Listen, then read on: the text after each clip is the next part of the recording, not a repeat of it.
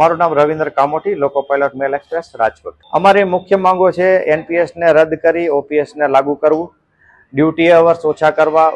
ધારો કે ગુડ્સ ટ્રેનની અંદર 8 કલાકથી વધારે ડ્યુટી નહીં લેવાની અને મેલ એક્સપ્રેસ પેસેન્જરની અંદર 6 કલાકથી વધારે ડ્યુટી નહીં લેવાની।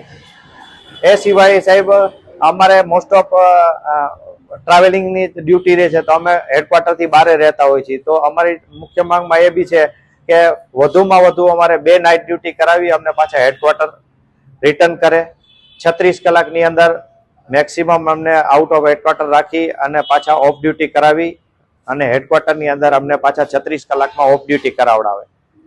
એ સિવાય મહિલાઓ માટેની જે બેઝિક જરૂરિયાતો રહી વોશરૂમ માટેને એ અમારી પૂરી કરવામાં આવે, કારણ કે લોકોની અંદર આ સુવિધા હોતી નથી। જ્યાં અમે લોકો 8 થી 10 કલાક 12 કલાક નોકરી કરતા હોય જે જગ્યા ઉપર, ત્યાં અમને આ સુવિધા મળવી જોઈએ, પણ એ સુવિધા એની અંદર મળતી નથી।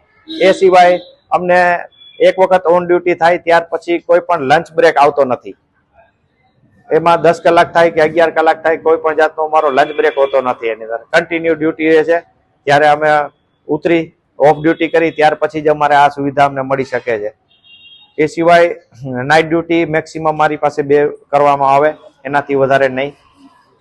કિલોમીટર એલાઉન્સ રહ્યું અમારું એ અમને ટીએનએ અવેજમાં જે મળે છે 25%, 2024 થી 25% જે એમાં વધારો કરવામાં આવેલ છે, એ જ રીતે કિલોમીટર એલાઉન્સની અંદર બી 25% વધારો કરી અને રનિંગ સ્ટાફને દેવામાં આવે।